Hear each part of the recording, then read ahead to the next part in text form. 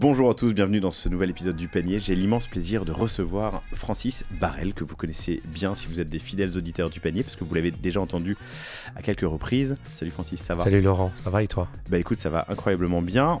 On te reçoit aujourd'hui, on se parle aujourd'hui, quelques jours avant l'ouverture de la Paris Retail Week qui commence le mardi 17.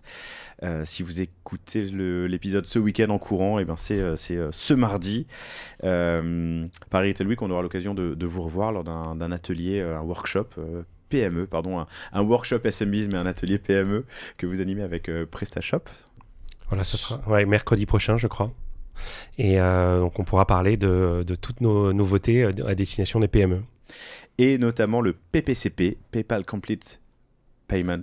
Exactement, voilà. Qui offre un ensemble d'outils pour les PME pour mieux encaisser, se protéger contre la fraude, offrir des services post-achat avec le package tracking par exemple, dont on parlera aujourd'hui. Ça a été lancé en juin et tu m'en diras plus.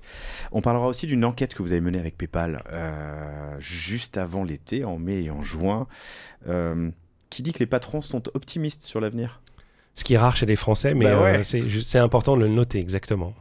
6 patrons sur 10 se déclarent optimistes sur les perspectives 2024 business. Alors c'était juste avant les législatives, mais qui était avant les JO, donc peut-être que tu vois, ça s'annule et qu'aujourd'hui on est toujours optimiste, en tout cas nous on l'est. Et puis on va parler de PayPal aussi, bien sûr, 25 ans de PayPal. Je réalise que tu as fait la moitié de la vie de PayPal.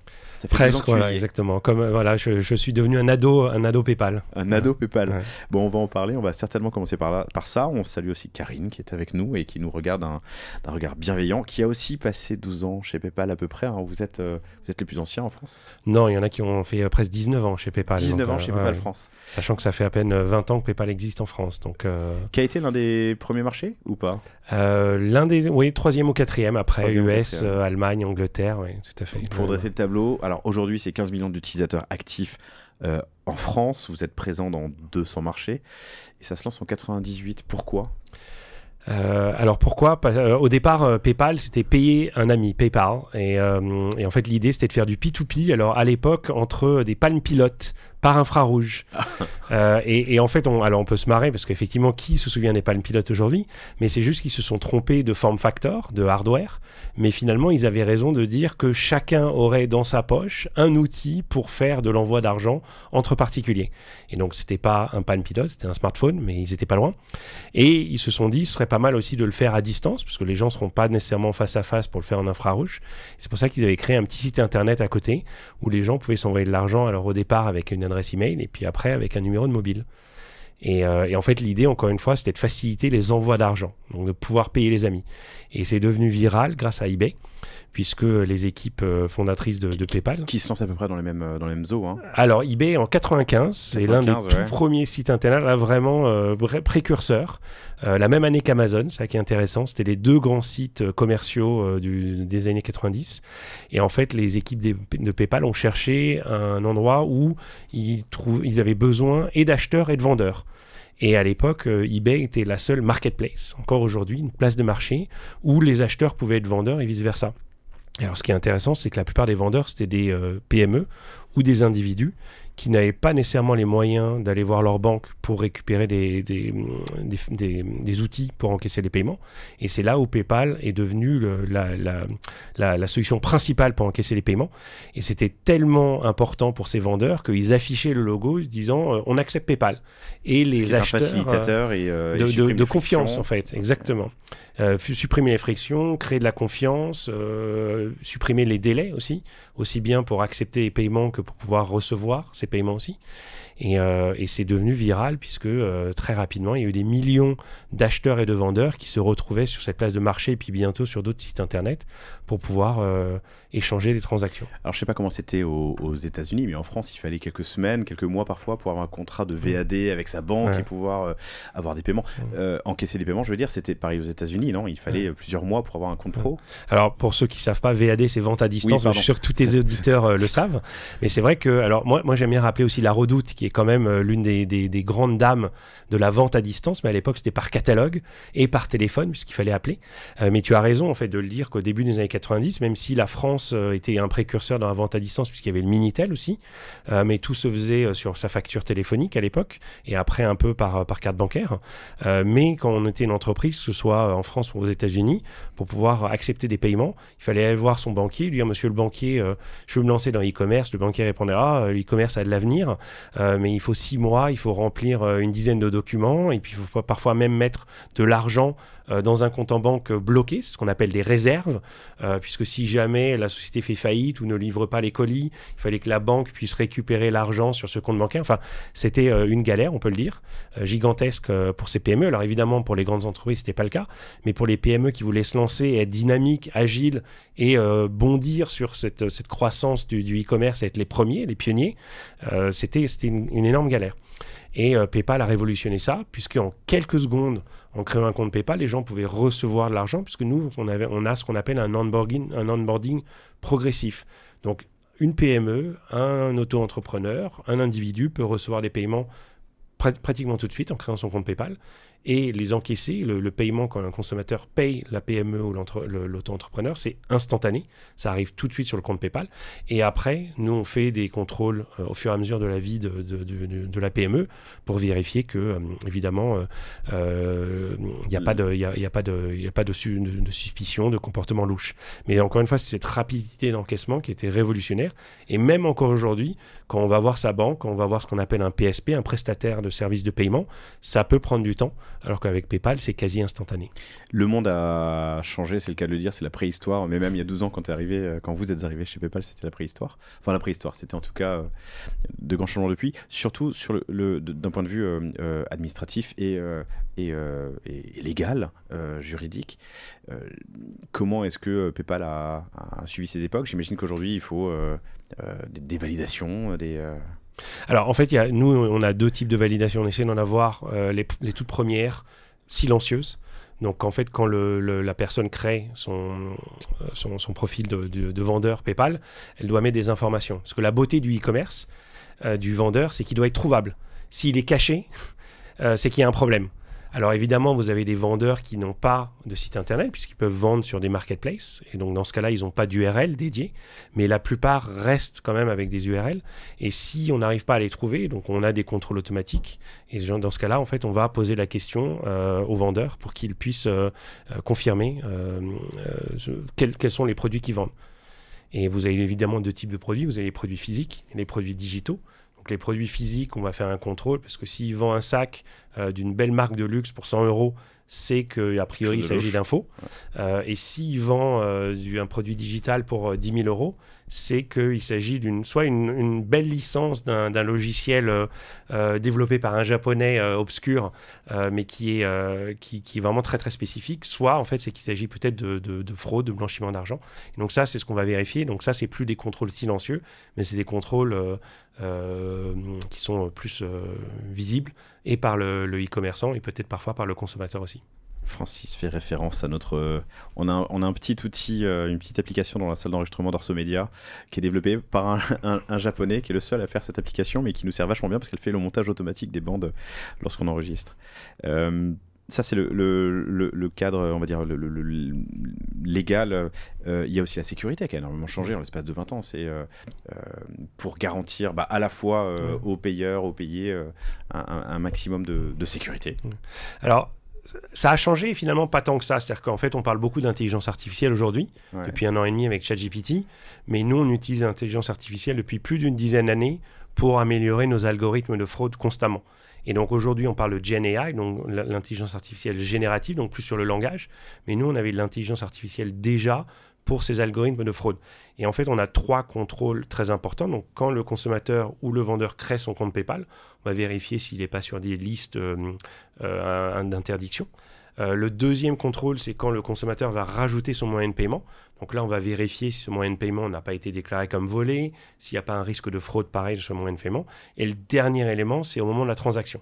Et ce qui est intéressant, c'est qu'aujourd'hui, on a plusieurs milliers de data points. Alors effectivement, avec les smartphones, avec la technologie, ces data points qu'on utilise pour vérifier que le consommateur, quand il a créé son compte, ou quand il a rajouté un moyen de paiement est bien le même en fonction de de l'OS qu'il a installé, de son téléphone, de la borne GSM ou du Wi-Fi qu'il utilise et ainsi de suite. Tout ça, on peut le vérifier parce qu'on sait, et après c'est des stéréotypes mais qui sont vrais, c'est qu'un fraudeur en général il va utiliser une très ancienne version d'OS parce que c'est celle qui est la plus facile à craquer. Il va utiliser un téléphone qui est en général pas nécessairement qui est plus facile à craquer aussi. Donc il y a plein d'indices en général et nous on arrive à vérifier énormément d'informations mais qui sont gardées uniquement par PayPal et qu'on va encore une fois utiliser uniquement pour confirmer si c'est bien l'identité du consommateur ou pas. Pareil pour le vendeur et qu'on ne va jamais monétiser parce que notre force c'est la sécurité et rien d'autre. Et un enjeu important, c'est intéressant que tu partes là-dessus, parce que dans l'e-commerce, un enjeu important, c'est le taux d'acceptabilité des paiements. Un avis, une opinion Ensemble, on en a parlé plusieurs fois de la friction, en fait. Ouais. Et c'est vrai que je pense que tes auditeurs, il y a un mot qu'ils cherchent tout le temps, c'est la conversion. C'est entre le nombre de personnes qui arrivent sur la homepage, le nombre de personnes qui rajoutent un produit dans leur panier et l'achètent au final. En général, le taux de conversion aujourd'hui en France, il est de 2-3%, même dans le monde entier. C'est très très faible par rapport au budget marketing de ces sites qui vont ramener des dizaines de milliers d'utilisateurs. Il n'y en a que très peu qui convertissent. Et ce qu'on voit, c'est qu'évidemment, il y a conversion au moment du panier, au moment de la homepage pour trouver le produit, mais évidemment au moment du paiement aussi. Et pareil, ça peut paraître banal, mais c'est essentiel de s'assurer que la personne qui veut payer pourra payer. Et aujourd'hui, PayPal, alors on fait du paiement par carte, évidemment, on en reparlera pour PPCP, mais le paiement par wallet, par portefeuille électronique PayPal, c'est le moyen de paiement qui a le meilleur taux de conversion de tous les moyens de paiement de très très loin. Et en général, c'est au-dessus de 90%, voire 95%, voire 98%. Et en fait, plus le panier est élevé, plus le paiement par carte va être bas, en fait, au niveau du taux de conversion. On a des grands e-commerçants, on s'est vu la dernière fois à Monaco, en mars, qui est la conférence one-to-one, et on avait un atelier avec un grand e-commerçant qui vend des meubles ou du produit de bricolage. Et en fait, il nous disait que le taux de conversion par carte, le taux d'autorisation, d'approbation du moyen de paiement par leur banque, c'est autour de 85%. Donc, c'est-à-dire qu'il y a quand même 15% des paiements. Donc, c'est un consommateur qui veut payer.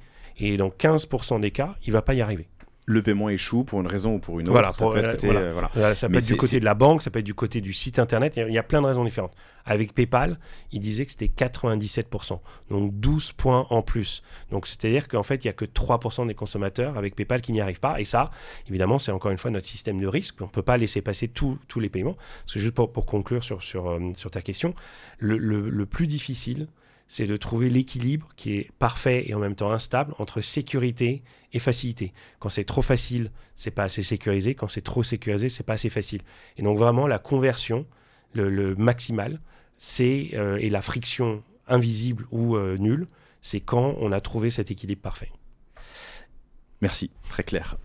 Et tu l'as bien dit, mais quelques pourcents sur un CA à 3 millions, 5 millions, 10 millions, 50 millions, ça va se chercher comme les derniers mètres dans un match de football américain. C'est ce qui fait la différence entre la rentabilité d'un site et la perte financière, en fait. Tout à fait. Ouais. Et du coup, le choix de votre partenaire de paiement est hyper important parce que ce taux-là, c'est du CA et de la renta en plus.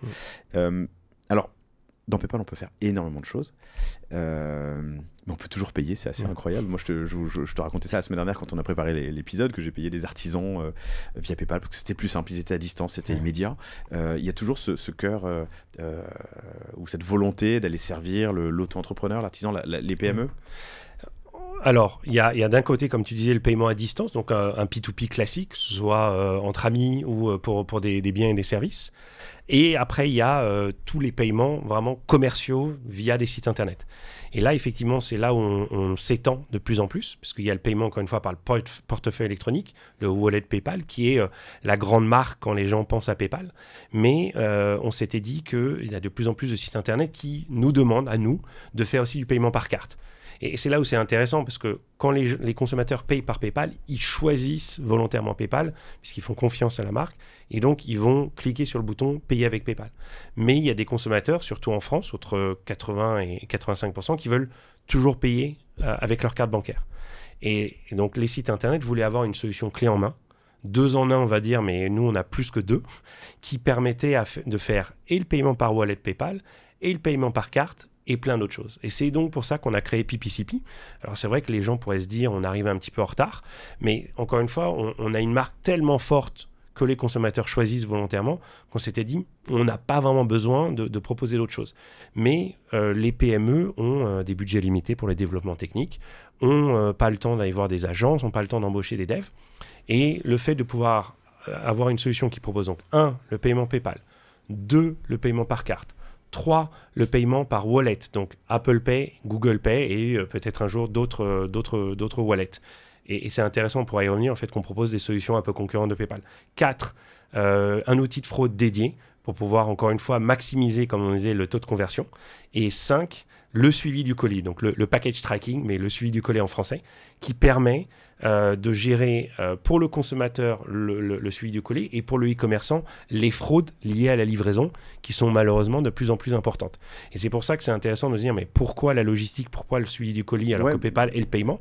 Parce qu'on voit qu'avant, quand il n'y avait pas de système de paiement, quand justement il n'y avait pas d'intelligence artificielle sur les paiements, il y avait beaucoup de fraude pré-achat au niveau de la carte volée, au niveau de l'usurpation d'identité. Aujourd'hui, nous, ce qu'on a révolutionné au niveau de la connaissance client et la baisse de la fraude pré-achat, il y a de plus en plus de PSP qui le proposent, et tant mieux pour les e-commerçants et les consommateurs. Mais ce qu'on voit, c'est que la fraude se reporte de plus en plus, et la FEVAD a fait des études là-dessus plusieurs années de suite. Il y a de plus en plus de fraudes qui se reportent au niveau de soit de la livraison, soit les retours colis. Alors les retours colis, je pense c'est le dernier Eldorado à atteindre, et là-dessus pour le moment, il n'y a pas encore de solution miracle, mais on y travaille avec les e-commerçants constamment pour avoir leur feedback et voir comment est-ce qu'on peut le faire, avec les logisticiens aussi. Mais aujourd'hui, le package tracking, le suivi de colis qui est intégré à la transaction, permet au consommateur, s'il a une réclamation client, de dire « j'ai pas reçu mon colis », il peut le faire directement la transaction PayPal. Et le e-commerçant, il peut, dans ce cas-là, décider de rembourser la transaction si le statut du colis est évidemment pas livré. Et en revanche, s'il est livré, c'est là où il peut faire une opposition à la réclamation client. Et nous, on va agir en tant que tiers de confiance et on va dire, monsieur le consommateur, regardez, le colis il est bien déclaré livré. Donc, si jamais il y a un problème, vous pouvez, dans ce cas-là, vous retourner contre le logisticien parce que, a priori, il est livré. Évidemment, on voit malheureusement, de plus en plus souvent, des colis qui sont déclarés comme livrés, mais qui ont été soit volés par des voisins, des passants, ou qui ont disparu dans la nature, ça peut arriver. Donc ça, pareil, en fait, on va travailler avec et le e-commerçant et notre service consommateur pour dédommager soit le e-commerçant, soit le consommateur, pour faire en sorte que quand il y a ce type de disparition, on va aider les deux. Puisqu'encore une fois, on est entre l'acheteur et le vendeur, et parfois, ils ont tous les deux raison. Alors après, si on voit que justement le consommateur, et c'est là encore une fois où on peut suivre la fraude, si on voit que le consommateur fait beaucoup de réclamations de ce type, on peut décider de le bloquer. Voilà. C'est intéressant parce que là, on se place vraiment tu l'as dit, tiers de confiance, et c'est quelque chose de totalement nouveau, puisqu'en fait, historiquement, c'est soit je me retourne contre le commerçant et qui me dit bah non, mais c'est le transporteur, et le transporteur lui dit bah non, moi j'ai pas reçu, ou tu vois. Alors, c'est pas nouveau pour PayPal, c'est nouveau au niveau des paiements par carte et le fait qu'on l'annonce de plus en plus. Mais c'est vrai que dès que PayPal s'est créé, on a créé quelque chose qui s'appelle la protection des acheteurs. Et on parlait tout à l'heure d'eBay, pour revenir au temps des dinosaures. Mais quand eBay s'est lancé, eBay n'avait pas eux-mêmes ce type de protection. Et c'était au niveau de l'achat, au niveau de la transaction et du paiement, c'est PayPal qui gérait l'arbitrage entre l'acheteur et le vendeur. Et après, en fait, c'est devenu tellement important que ça a été intégré par eBay et puis par beaucoup de e-commerçants qui ont développé leur service client. Mais même les plus grandes entreprises, quand elles se sont lancées, elles connaissaient pas Internet. Donc, elles ne savaient pas qu'il fallait un service client dédié, parfois disponible 24/7. Aujourd'hui, on parle justement, quand on parle d'intelligence d'AI générative, c'est justement pour améliorer le service client et faire en sorte que quand il y a des traductions nécessaires, ça marche de mieux en mieux. Mais à l'époque, et même encore aujourd'hui, la protection des achats est essentielle. Il y a beaucoup de consommateurs qui, avant d'ouvrir une réclamation auprès de leur e-commerçant, vont l'ouvrir auprès de PayPal sans savoir que le e-commerçant a son service client dédié et va pouvoir gérer la réclamation. Donc finalement, c'est un équilibre qu'on doit trouver aujourd'hui entre maintenir cette promesse de tiers de confiance et protéger le consommateur et en même temps ne pas disrupter le service client du e-commerçant qui est de plus en plus développé. et parfois a beaucoup plus d'informations que nous sur la logistique, le colis, que PayPal en fait. Et alors en pratique, c'est au choix du e-commerçant de savoir où va la réclamation quand il fait l'intégration de Alors non, PPCP? c'est le consommateur qui choisit, puisque vraiment notre force, c'est le consommateur, c'est protéger le consommateur. Et c'est vrai que on peut se dire, il y a le pauvre petit consommateur qui est tout seul versus le grand e-commerçant. Mais justement, on parlait du fait que PayPal aide les PME à se développer. C'est pour ça qu'on a lancé PPCP. Donc c'est encore une fois toujours trouver l'équilibre entre faire confiance à un auto-entrepreneur qui est peut-être dépassé par le succès de son site internet et finalement il n'a pas pu livrer à temps, mais il ne sait pas comment rembourser le consommateur, et le grand e-commerçant qui lui peut tout gérer tout seul, et donc on va faire en sorte que ces réclamations-là vont être plutôt dirigées vers le e-commerçant qui peut les gérer, et le petit consommateur et le petit e-commerçant va dépendre de nous pour d'autres réclamations. Mais donc sur cette brique-là, moi mon avantage en tant que e-commerçant qui ne suis pas encore un grand groupe ou une ME, mais je suis une PE, je m'affranchis du coup potentiellement de cette gestion-là. C'est un avantage pour moi? Alors, c'est un avantage, et en même temps, il faut toujours répondre aux réclamations clients. Évidemment, donc nous, c'est un outil effectivement qui va centraliser ces réclamations. Donc il n'y a pas besoin d'un outil supplémentaire. En revanche, il faut quand même quelqu'un qui gère ces réclamations, parce que si le e-commerçant ne répond pas à ces réclamations PayPal, à un moment donné, on va rembourser l'acheteur. Et pour le rembourser, il faut débiter le e-commerçant. Mais donc je fais effectivement l'économie d'un outil, j'ai un outil en moins à gérer, je gère dans PayPal. Okay. Toujours dans cette notion d'avoir tout intégré, c'est pour ça qu'on appelle ça PPCP, PayPal Complete Payments, puisqu'en fait, que ce soit la fraude ou les réclamations, tout est clé en main, 5 en 1. Et géré via un compte unique de e-commerçant. Alors on a commencé par la fin, mais c'est vrai qu'elle est intéressante vraiment, et que pour le e-commerçant, je pense que ça a une réelle valeur ajoutée. Je bouffe mes mots ce matin. Il faut donc une intégration forte avec le ou les transporteurs que j'utilise moi, e-commerçant. Alors ça, c'est nous qui le faisons, justement. Pareil, encore une fois, on ne veut pas qu'un e-commerçant aille voir Ecolissimo et DHL et FedEx et ainsi de suite. Tout doit être géré. Donc nous, aujourd'hui, avec l'intégration PPCP, on sait reconnaître en fonction du numéro de tracking, du numéro de suivi colis, on sait reconnaître quel logisticien a été utilisé, et on peut, dans ce cas-là, en fait, suivre les différents statuts du colis. Donc la commande se fait sur mon site internet, il y a des intégrations WooCommerce, PrestaShop, BigCommerce et autres. La commande se fait, le transporteur envoie en confirmation le numéro de suivi qui remonte par mon intégration dans PayPal, et c'est comme ça que vous savez quel transporteur, et que vous pouvez gérer les arbitrages. Exactement. Alors, sachant que le e-commerçant peut décider d'intégrer directement. Donc, dans ce cas-là, il va sur PayPal, il voit nos API, il fait ses propres lignes de code, ou via une agence, évidemment. Mais c'est vrai qu'aujourd'hui, comme tu l'as dit, on est préintégré dans les partenaires majeurs des e-commerçants, soit petits, moyens ou grands, que sont PrestaShop, WooCommerce, BigCommerce et Shopify en France et aux États-Unis. Et ça permet aux PME d'avoir tout clé en main. Donc, le site avec les belles templates et avec les images et ainsi de suite, et la partie social media, la partie gestion du stock, et après, donc ça c'est hors PayPal. Mais après, via PayPal, vous avez la partie paiement, et la partie fraude, et la partie wallet, et la partie tracking du colis. Ouais, on a commencé par la fin, mais revenons du coup au début. Ça a été lancé en juin. PayPal Complete Payments, PPCP, PPCP, des outils qui sont normalement uniquement accessibles aux grandes entreprises. Et donc le premier, c'est d'accepter un maximum de solutions de paiement, dont des solutions concurrentes. Voilà. Alors c'est intéressant parce que tu disais tout à l'heure, le e-commerce a évolué. Et c'est vrai que ce qui a beaucoup bougé ces 10-15 dernières années, c'est la création de wallets liés au hardware. Ça, c'est clair. L'avantage de PayPal, c'est que nous, on est un wallet qui est agnostique. Donc, on marche avec tous les hardware, tous les OS, dans pratiquement 200 pays, comme tu le disais au départ. Mais c'est vrai qu'il y a certains consommateurs qui sont liés, qui ont une affection particulière avec un wallet qui est lié à leur hardware. Et donc, c'est pour ça qu'on a décidé de le préintégrer. Parce que le paiement par wallet PayPal, c'est très populaire en France, tu l'as dit, 15 millions. Dans le monde entier, on a 430 millions d'utilisateurs. C'est le paiement par carte en France qui est encore plus populaire que PayPal. Mais ce qu'on voit, c'est ces wallets qui apparaissent. Et pour un e-commerçant, il est perdu. Il ne sait pas, lequel de ces moyens de paiement intégrer. 2, il ne sait pas comment les intégrer. Et nous, ce qu'on dit aux e-commerçants, c'est que ce n'est pas à eux de choisir. Et ce n'est pas à eux de faire du paiement. Leur but, c'est de faire du business, c'est de faire des beaux produits, de faire des services qui plaisent et qui laissent le paiement aux professionnels. Au professionnel qui va limiter au maximum la friction sur ce fameux taux de conversion qui va être à 2-3% pour les plus chanceux parfois, et ensuite le taux d'acceptation des paiements ensuite. Et le temps d'intégration et le coût d'intégration et les efforts d'intégration aussi. Et donc il y a les cartes bancaires, ça, on connaissait, il y a PayPal, le wallet, on connaissait évidemment, et tu viens d'en parler, il y a Apple Pay et Google Pay, mais il y a aussi d'autres moyens de paiement comme le plusieurs fois sans frais. Alors ça, c'est intégré via PayPal aujourd'hui. Donc ce qu'on appelle en anglais le Buy Now Pay Later ou le acheter maintenant, payer plus tard. Donc ça, c'est intégré via le wallet PayPal et ça, c'est disponible même sans intégration PPCP. Ça, c'est le consommateur qui choisit.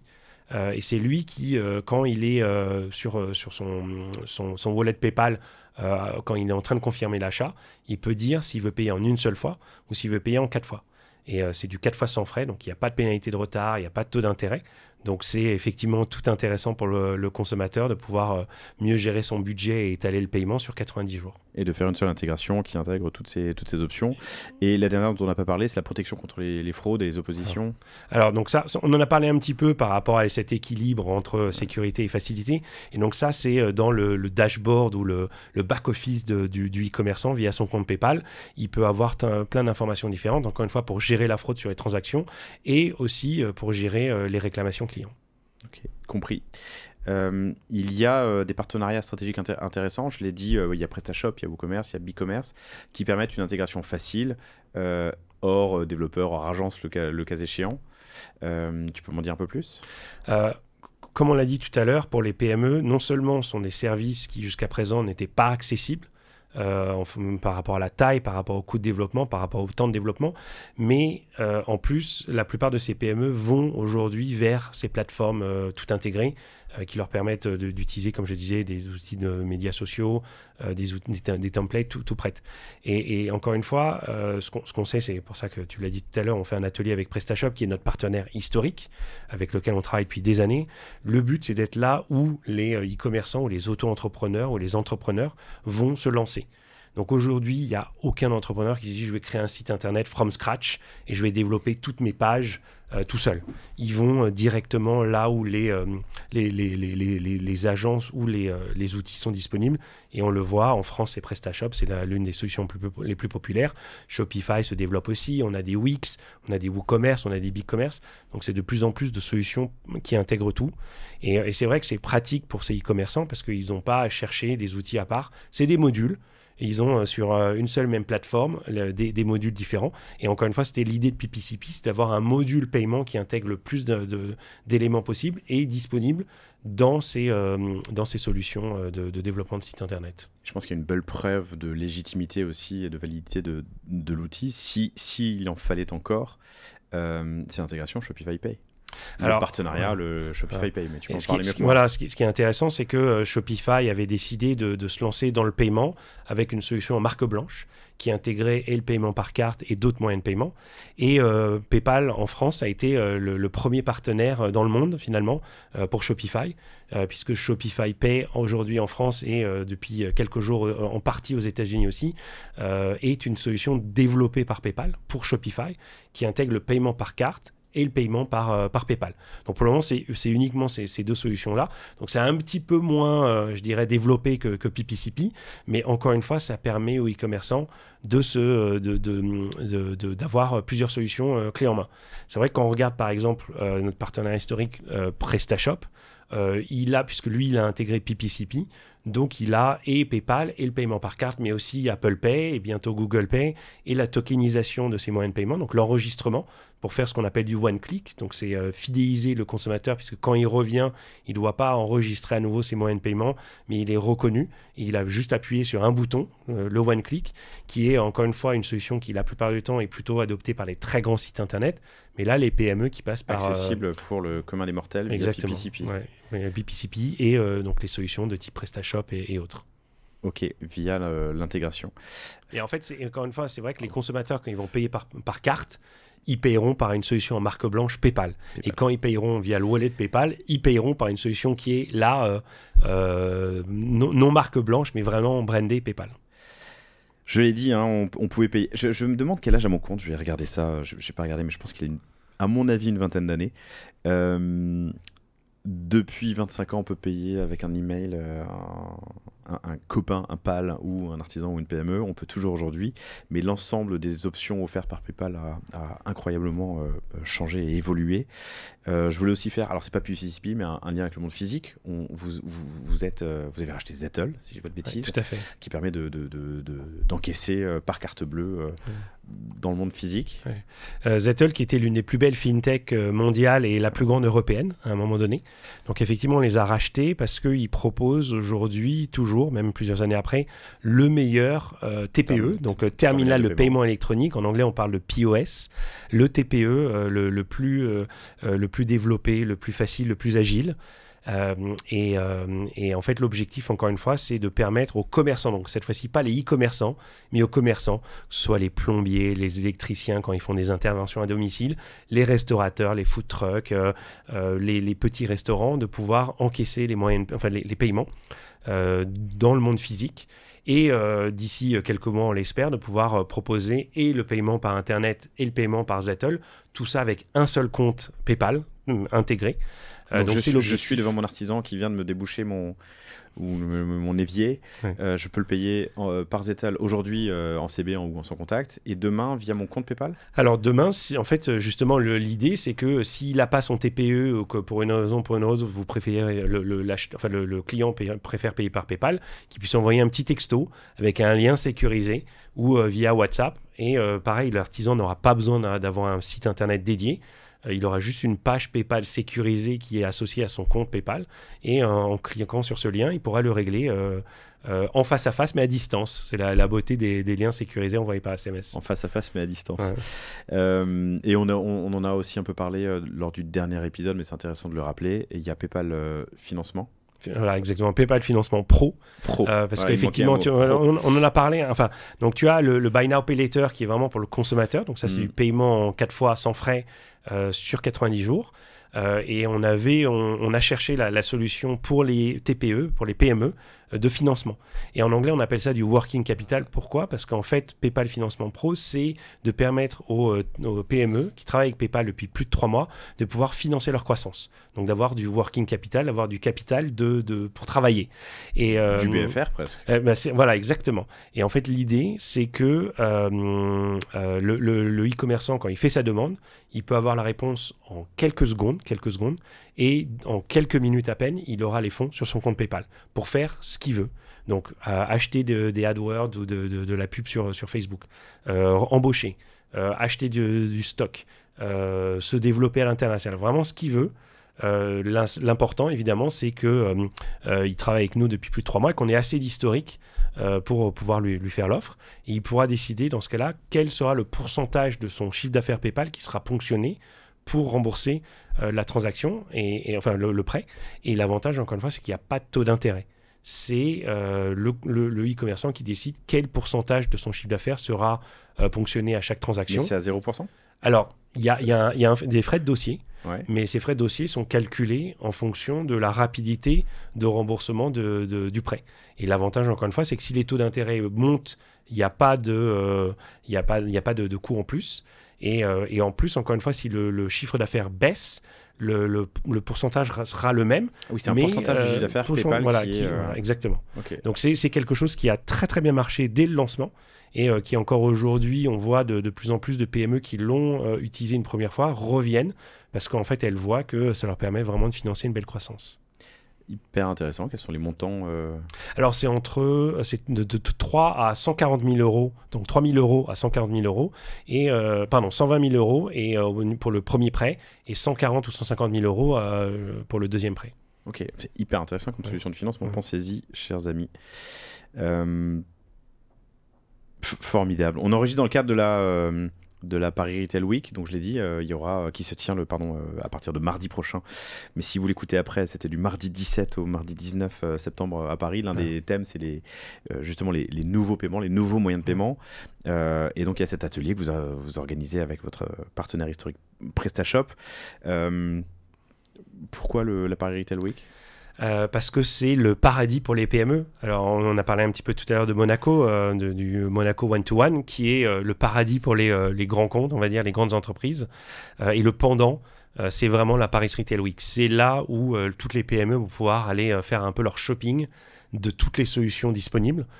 Que ce soit pour les paiements, que ce soit pour les sites internet, donc PrestaShop, PPCP, mais pour plein d'autres solutions, pareil, logistique, marketing, offline, online. C'est la porte de Versailles qui se remplit dans le hall 1, je crois, ou 2, qui est énorme, qui est rempli à ras-bord de solutions diverses et variées. Mais c'est vraiment pour les PME. Alors, il y a quelques grands comptes qui sont là, mais on voit que la plupart des clients qui passent sur notre stand, c'est des PME. Et c'est ça qui est génial, c'est d'être au contact avec le consommateur, mais surtout la PME, d'avoir leur feedback, d'avoir leurs questions.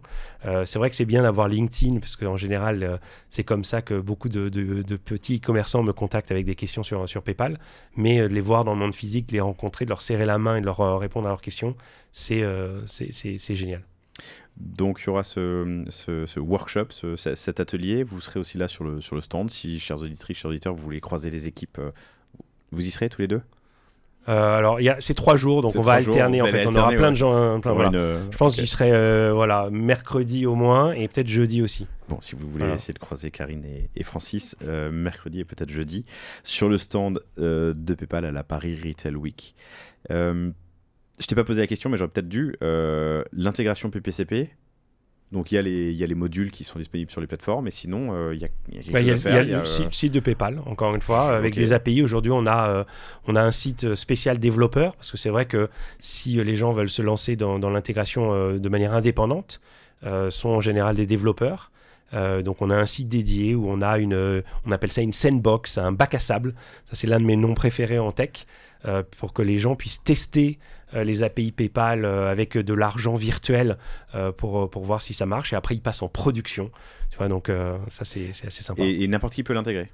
Alors, n'importe qui, voilà, aujourd'hui. Il n'y a pas de validation, il n'y a pas de modération Non, de toute façon... les modèles de sécurité habituels. Voilà, exactement, parce qu'il faut, il faut toujours créer un compte PayPal pour recevoir des fonds, mais pour intégrer PPCP, c'est ouvert à tout le monde, que ce soit les plus petites ou les plus grandes, même si ce n'est pas nécessairement fait pour les plus grandes entreprises.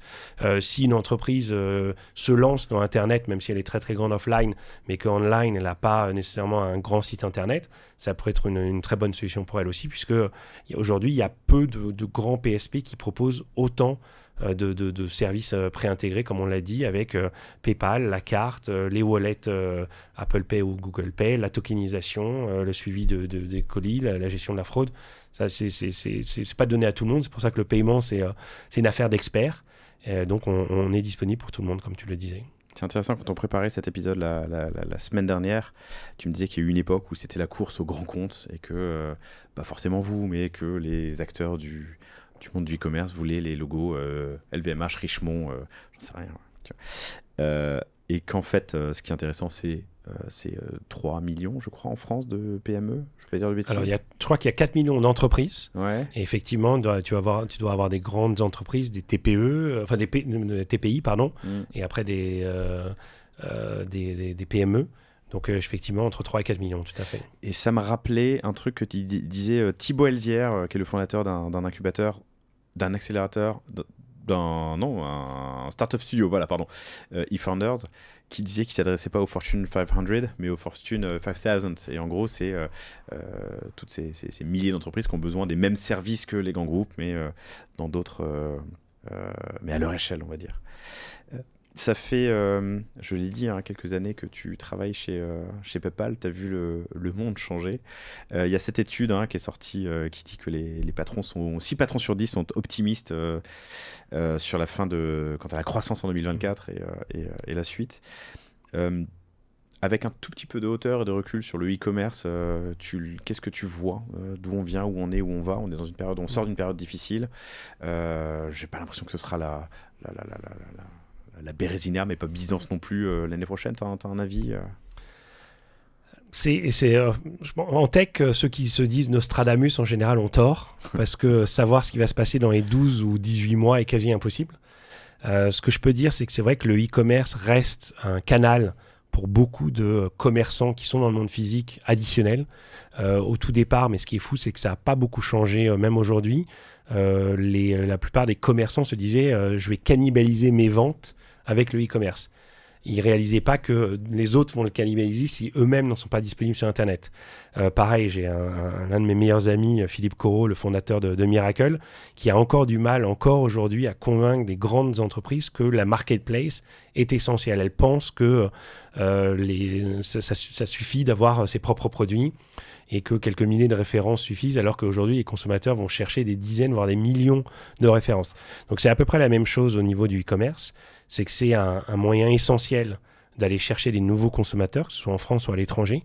Moi, j'aime bien dire que PayPal, mais le e-commerce français, aide les TPE, les PME, les grandes entreprises à rayonner dans le monde entier. Nous, on est là pour rassurer les acheteurs étrangers qui découvrent une marque française qu'ils ne connaissaient pas et auxquelles ils n'ont pas encore confiance. Et ça va leur permettre de pouvoir vendre partout dans le monde, dans plus de 200 pays. Donc ça, c'est assez essentiel. Donc dire exactement quels sont les futurs trends, c'est compliqué. Tu le disais tout à l'heure, il y a eu les élections, mais il y a eu les JO. Donc c'est vrai qu'on peut parler d'un roller coaster émotionnel, que ce soit pour les entrepreneurs, pour les électeurs, pour les Français. Mais c'est vrai que le e-commerce reste une bonne manière pour les entrepreneurs d'aller chercher la croissance. C'est vraiment ça pour moi en fait. Et donc ça changera pas. Ça, c'est vraiment aller chercher des clients supplémentaires, aller chercher des pays supplémentaires. Et donc après, est-ce qu'il y aura des nouveaux wallets qui vont se créer? Est-ce que, comme on le disait tout à l'heure, tu auras une fusion entre le online et l'offline? Ça sont des tendances qui existent depuis plusieurs années, qui vont se confirmer. Mais le fait que le e-commerce est un relais de croissance, ça, c'est indubitable.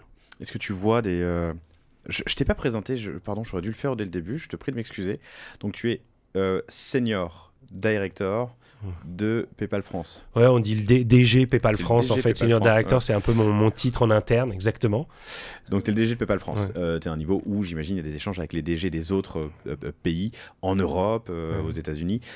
Est-ce qu'il y a des différences de comportement, d'usage, de maturité des marchés que tu vois en ce moment Alors, c'est vrai que, en fait, je dirais le top 5 européens qui sont Angleterre, Allemagne, France, Italie, Espagne, sont les pays les plus matures d'un point de vue e-commerce, aussi bien de la taille ça, c'est le top de 5? e-commerce. Ouais, ça, c'est le top 5 européen. J'aurais imaginé que tu aurais mis les Pays-Bas avant le... Le marché... alors, il y a des belles entreprises en taille de e-commerce, en fait, aujourd'hui. Okay. Et puis même en... Alors, après, ça dépend, parce que c'est vrai que tu as des grandes entreprises qui sont domiciliées aux Pays-Bas, mais qui sont des entreprises...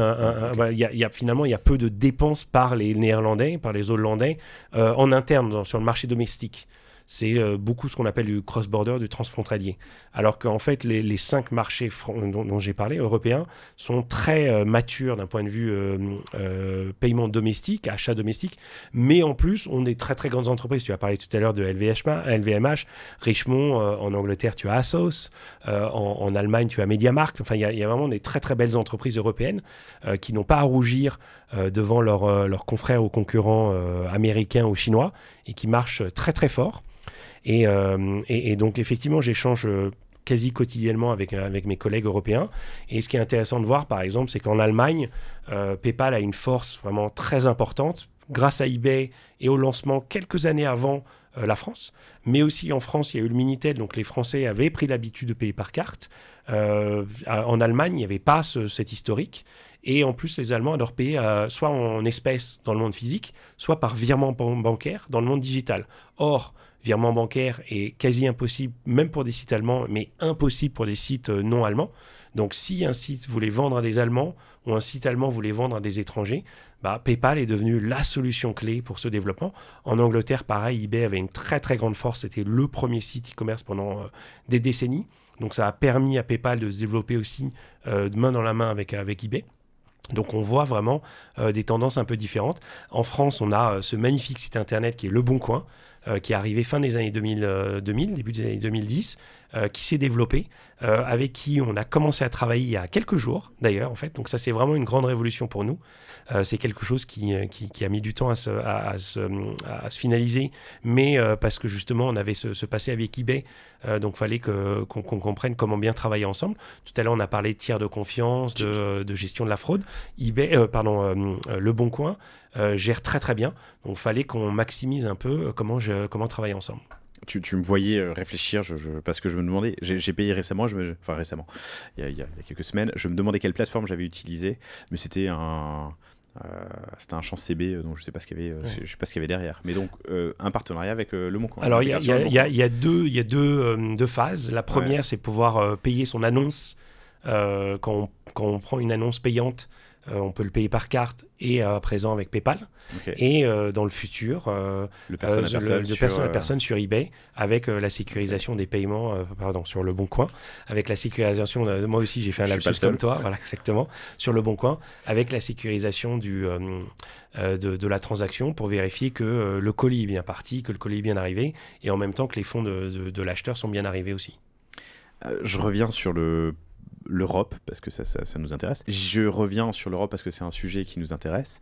J'imagine qu'il y a aussi des différences de rollout des fonctionnalités chez PayPal en fonction des pays et des périodes. Alors, c'est vrai qu'on teste toujours sur le marché américain parce que c'est notre marché historique. C'est là où on a quand même le plus grand nombre d'utilisateurs. Donc là, on a annoncé hier une magnifique campagne qui s'appelle PayPal Everywhere avec Will Ferrell comme ambassadeur. Donc c'est assez sympa parce que notre idée là tous. Exactement, ça donne une touche d'humour et il est intemporel ce comédien. Il est aussi bien les Gen Z et les Millennials que des personnes un peu plus âgées comme toi et moi, on adore. Et donc on a lancé ça hier avec un focus sur les rewards, donc les récompenses, la fidélisation, le programme de récompenses à l'intérieur de la carte PayPal et du compte PayPal. Et donc ça, c'est lancé aux États-Unis depuis hier et ça va se développer dans le monde entier. On a aussi lancé Fastlane. Ça, c'est une manière pour les e-commerçants de pouvoir accepter des paiements de manière encore plus facilitée et sécurisée sans demander au consommateur soit de payer par PayPal, soit de rentrer sa carte. Donc toujours cette notion de conversion. On croirait presque un podcast religieux, donc on ne pense pas à la conversion d'une religion à l'autre, mais vraiment convertir un visiteur en acheteur sur un site internet. Et donc voilà, donc c'est vraiment tester des choses dans un marché de masse comme celui des États-Unis et le développer après dans le monde entier. On a la même chose pour le crypto. On l'a lancé d'abord aux États-Unis, puis en Angleterre. On l'a lancé au Luxembourg il y a quelques mois. Et une fois qu'on l'a bien testé, on va pouvoir le développer dans toute l'Europe. Est-ce qu'on a une idée de quand ça pourrait, je mets plusieurs conditionnels, on s'autorise à penser que ça pourrait arriver? Écoute, j'espère le plus vite possible. Mais encore une fois, quand on le lance, on veut vraiment bien le lancer. Tu vois, par exemple, le Buy Now Pay Later, donc le paiement 4 fois sans frais, on a mis un peu de temps à le lancer par rapport à d'autres confrères, mais néanmoins concurrents. Mais quand on l'a lancé, l'expérience client était imbattable. C'est d'une fluidité et d'une rapidité et d'une facilité, mais vraiment incroyable. Et ça, c'est parce qu'on l'a lancé, on voulait le faire parfaitement. Donc quand on le fait, en général, on prend un peu de temps, mais quand on le lance, on essaie de le faire vraiment très très bien. Donc c'est la même chose, si on veut lancer une carte, que ce soit virtuelle ou plastique, on veut le faire bien, on ne veut pas lancer une énième carte, on veut qu'il y ait des services associés, et pour faire en sorte que les consommateurs français y adhèrent et l'adorent, il faut bien le faire. Bon, Francis, merci infiniment, c'était passionnant. Toujours un plaisir d'échanger avec toi. Toujours, on te croise la semaine prochaine potentiellement sur le stand PayPal. Sur le stand PayPal à la Paris Retail Week. Pour ceux qui ont l'occasion, on croisera vos équipes certainement au One-to-One Monaco, pardon. Voilà. Mars prochain. En mars prochain. Vous pouvez continuer la conversation avec Francis ou ses équipes sur LinkedIn, Francis Barrel, B-A-R-E-L, un seul R. Exactement, c'est ça, un seul R. Et je vous invite donc, je rappelle ce dont on s'est parlé, à croiser les équipes de PayPal à la Paris Retail Week cette semaine, la semaine qui vient, et puis surtout à aller tester, installer et lancer PPCP, PayPal Complete Payments sur votre e-com pour optimiser les moyens de paiement acceptés, la lutte et la protection contre la fraude et le package tracking post-achat. Francis, merci infiniment. Merci Laurent, toujours un plaisir. Et merci à toi Karine pour ton écoute attentive. Je vous dis à tous et à toutes à bientôt. Bonne journée, bonne semaine. Salut.